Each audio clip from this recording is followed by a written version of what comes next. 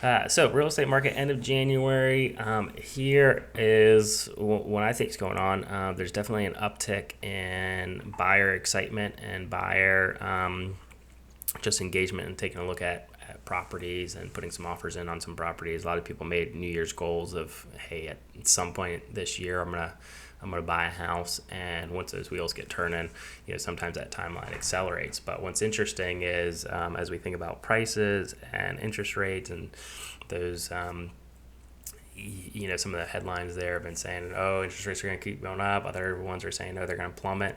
And a lot of people just hit the pause button saying, okay, well, let's see what actually happens. And now most folks have come to the conclusion of, they're kind of where they are, and there's probably not going to be any wild changes.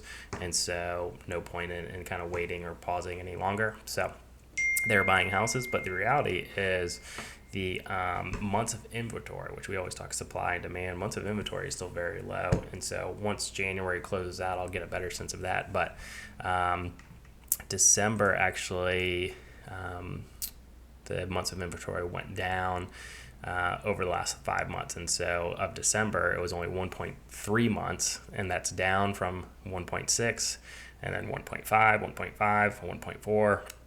1.4. And so the last time inventory was this low was back in June.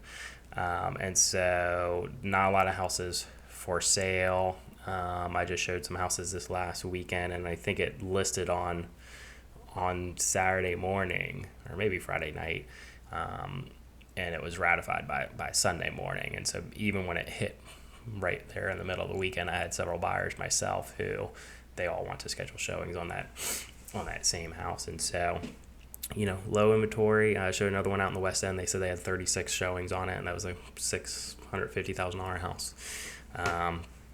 So yeah, supply and demand. There's very little supply, and seems to be a pretty strong amount of demand. But coupled with that, the thing that's interesting is we are still able to negotiate, or getting back to a spot where we're able to negotiate on some houses, or maybe most houses, seller paying closing costs.